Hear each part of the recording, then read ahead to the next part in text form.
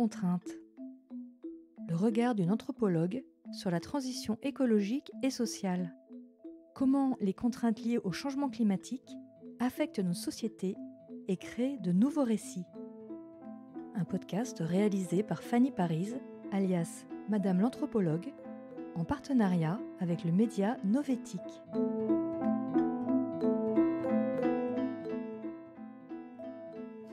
Bonjour à tous et bienvenue dans cet épisode de notre podcast Sous contrainte. Aujourd'hui, nous allons explorer une question dérangeante et pour le moins surprenante. Et si nous étions en train d'assister, sans nous en rendre compte, à la fin du rêve pavillonnaire? Cette question sera traitée en 3 parties. D'abord, nous discuterons de l'impact des systèmes économiques actuels sur la durabilité du capitalisme. Puis, nous nous pencherons sur les critiques croissantes du mode de vie occidental matérialiste. Et enfin, nous regarderons vers les alternatives durables et justes qui émergent. Alors, sans plus attendre, plongeons dans le vif du sujet.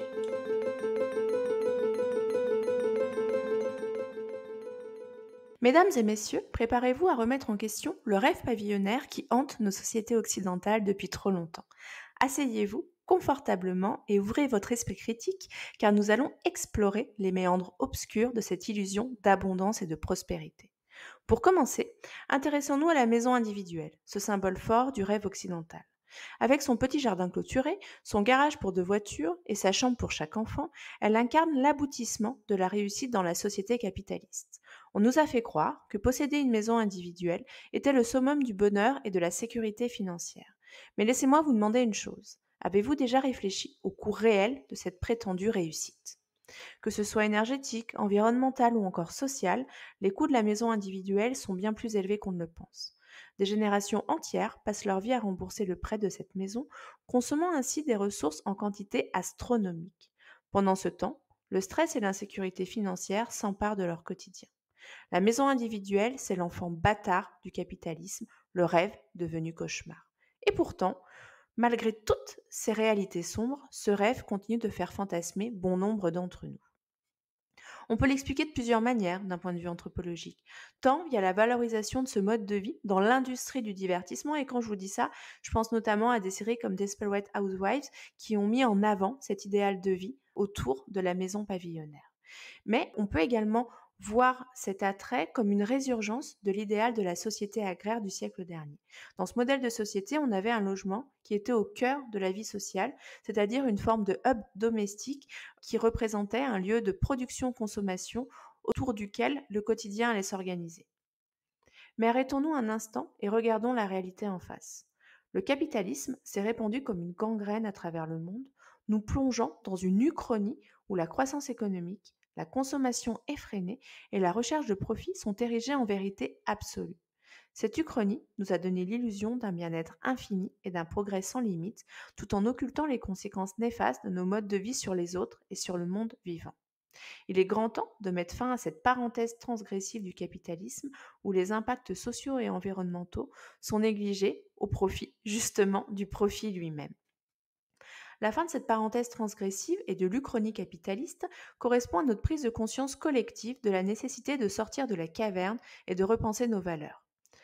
Comme le prisonnier libéré de la caverne, nous commençons à voir les conséquences désastreuses de nos choix de consommation et de nos aspirations matérialistes sur la planète et sur les autres êtres vivants. Cette prise de conscience nous invite à un changement de paradigme radical. Regardons maintenant notre mode de vie occidental à travers le prisme de la sémiotique. Imaginez un carré avec 4 coins représentant le travail, les loisirs, les lois et régulations et le style de vie occidental. Le travail, traditionnellement défini comme des activités productives, professionnelles et rémunérées, est lié à l'effort et à la responsabilité. À l'autre extrémité du spectre, nous avons les loisirs qui sont non productifs, récréatifs et non rémunérés et qui sont axés sur la détente et le plaisir. Mais dans un contexte socio-écologique actuel, la frontière entre travail et loisirs devient de plus en plus floue. Le bénévolat environnemental en est un exemple criant. Les gens s'impliquent de plus en plus dans des activités gratifiantes qui contribuent au bien-être collectif. Les lois et régulations jouent également un rôle crucial dans la régulation de nos comportements dans ce contexte socio-écologique. Enfin, notre mode de vie occidental, caractérisé par la consommation effrénée, l'individualisme et la recherche de confort matériel, est en train d'être remis en question et repensé. Les nouveaux modèles économiques témoignent d'une mise en cause de la consommation excessive avec une recherche de formes de satisfaction moins matérialiste en apparence. Nous assistons à une évolution de notre compréhension et de notre interprétation de ces notions fondamentales, sous l'impulsion notamment des enjeux socio-écologiques et de la crise ou même de la permacrise auxquels nous devons faire face. D'ailleurs, dès 2030, la construction de nouveaux bâtiments, qu'il s'agisse d'immeubles ou de maisons individuelles, sera confrontée à des contraintes sociales et environnementales plus strictes. La loi Zéro artificialisation nette, ou loi dite ZAN en France, encourage le développement d'habitats respectueux de l'environnement, tels que les écoquartiers et l'habitat participatif. Nous devons donc repenser notre relation à l'espace et à l'environnement, privilégiant la qualité de vie et la préservation des ressources naturelles plutôt que la possession des biens matériels. Cette transition vers une logique de préservation et de valorisation du patrimoine bâti et des ressources naturelles représente un bouleversement dans notre façon de concevoir l'urbanisme et l'habitat. De manière sous-jacente, ce qu'il y a derrière la loi ZAN, c'est à terme l'impossibilité de pouvoir faire construire sa maison individuelle pour accéder à ce fameux rêve pavillonnaire.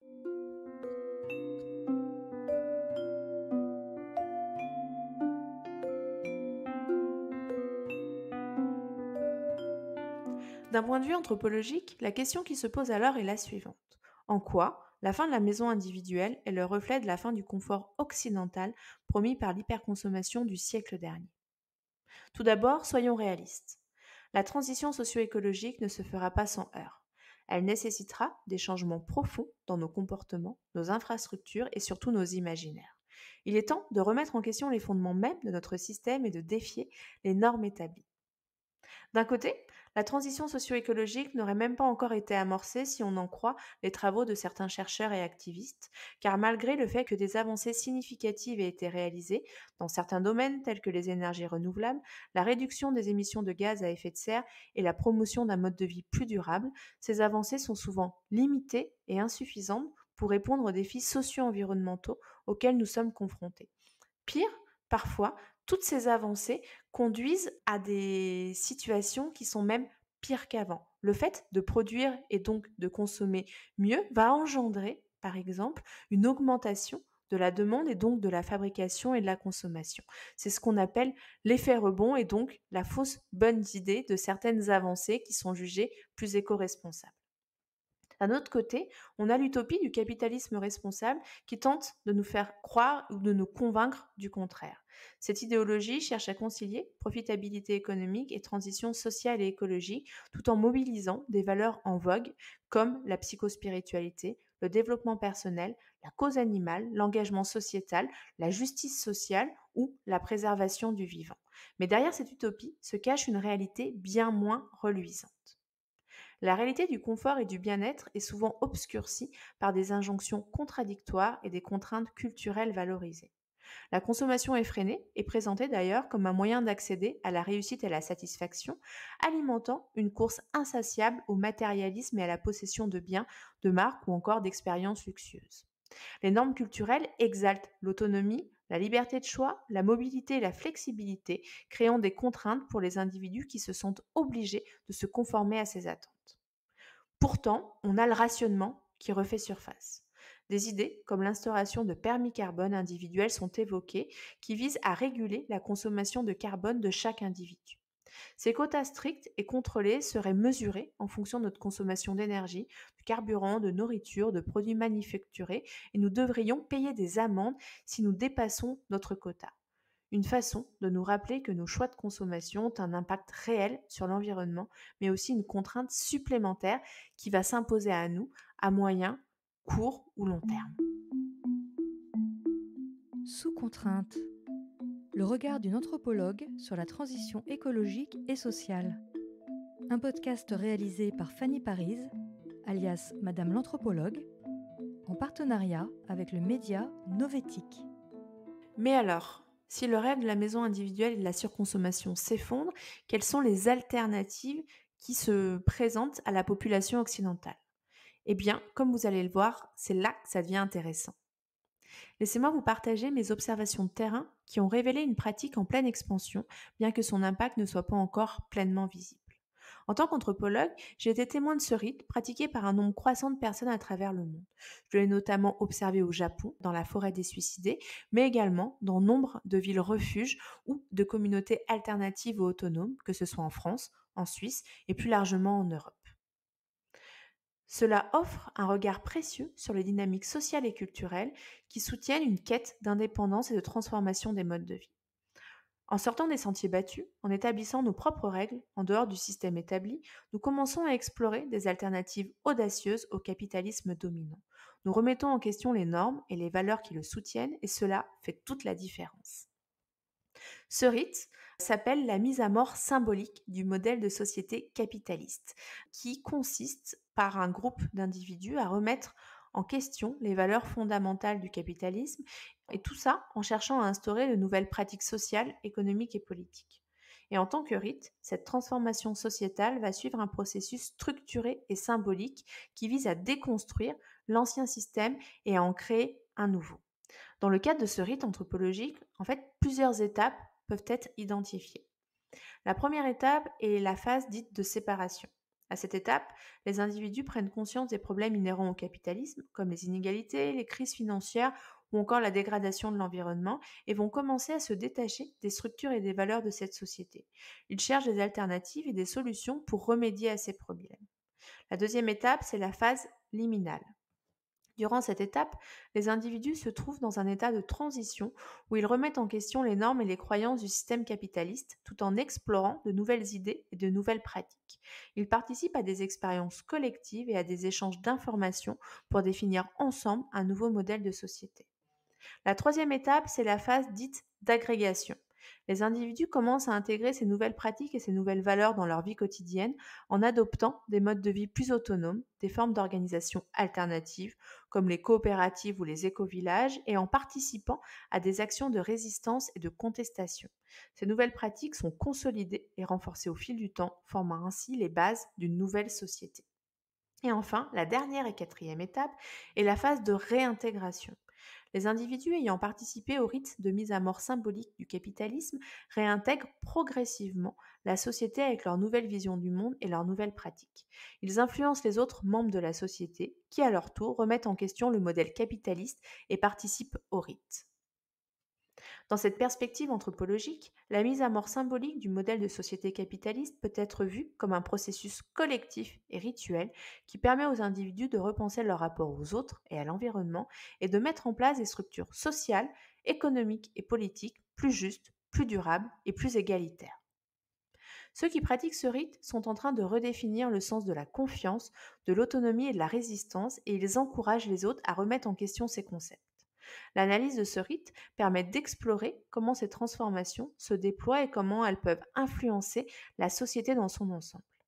La mise à mort symbolique du capitalisme est le reflet d'une perte de confiance généralisée envers les institutions et les mécanismes capitalistes.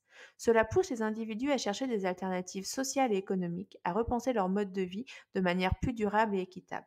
Enfin, la résistance se manifeste par la contestation des normes établies et la création de nouvelles pratiques et structures sociales, remettant ainsi en question les modèles dominants et le statu quo rendu possible par le capitalisme responsable. En étudiant ce rite anthropologique, nous pouvons mieux comprendre comment ces notions évoluent dans un contexte de crise permanente et de remise en question du capitalisme. Ce rite révèle également les tensions et les aspirations qui sous-tendent les mouvements de transition socio-écologique, nous permettant ainsi de mieux appréhender les enjeux et les défis liés à la transformation de nos sociétés. Prenons par exemple l'émergence d'un village rebelle en Andalousie, c'est-à-dire en Espagne, qui, depuis les premières élections libres de 1979, défie ouvertement le modèle dominant. Ce village, en autogestion, repose sur un système de démocratie directe et offre des logements abordables à ses habitants. Ils exploitent collectivement 1200 hectares de terres agricoles, intégrant leur propre unité de transformation et commercialisant leur production. Cet espace incarne une utopie vers la paix et montre qu'un autre monde est possible. De nouvelles formes d'hospitalité émergent également au sein de résidences sociales en Suisse et en France, où des coopératives et des associations d'habitants prennent en charge la gestion des logements. Ces communautés mutualisent des espaces de réception, des équipements spécifiques et favorisent les échanges de services et de biens entre les résidents. Elles réduisent ainsi les coûts de gestion tout en créant des environnements solidaires et conviviaux. Ici, l'hospitalité se vit dans un cadre précis permettant de gérer les temps collectifs et privés, favorisant ainsi une véritable ambiance de village au sein de ces résidences. Face au capitalisme et aux dominations étatiques, des individus et des communautés résistent et désobéissent, remettant en question les normes établies. À travers le rite de mise à mort symbolique du capitalisme, ces communautés défient les pouvoirs en place et proposent des alternatives pour un futur, comme je vous l'ai déjà dit, plus durable et plus équitable. Des actes de résistance se manifestent à travers, par exemple, le délit de solidarité en France, la création de communautés Emmaüs paysannes, les technomanifs contre la réforme des retraites et les actions directes de la Green Guerilla. Des scientifiques radicalisés choisissent également la désobéissance civile pour faire face à l'inaction des gouvernements face à la crise climatique. Des exemples concrets de résistance et de désobéissance se trouvent également dans des sociétés autonomes comme Zomia en Asie du Sud-Est ou encore comme ce fut le cas avec la ZAD de Notre-Dame-des-Landes en France. Ces communautés autogérées remettent en question les structures étatiques et développent des modes de vie basés sur la coopération, la solidarité et la préservation de l'environnement. En analysant les différentes expressions de ce rite, nous explorons en réalité les marges de la société où on va avoir des interactions différentes entre la culture et l'environnement qui vont nous permettre de relever des défis hors du capitalisme. Cela contribue à une meilleure compréhension des bouleversements actuels et offre des perspectives d'exploration pour des alternatives au système économique et politique dominant. Mais attention, ces exemples ne prétendent pas devenir de nouveaux modèles de vie idéaux en soi, mais ils offrent des perspectives alternatives aux rêves pavillonnaires et accompagnent le changement de paradigme dans lequel nous sommes engagés. Ils nous permettent de percevoir d'autres voies possibles, de remettre en question les normes établies et d'explorer de nouvelles façons de vivre, de travailler et d'interagir avec notre environnement. Ils contribuent à élargir notre vision et à stimuler notre réflexion sur les possibilités de transformation sociale et culturelle.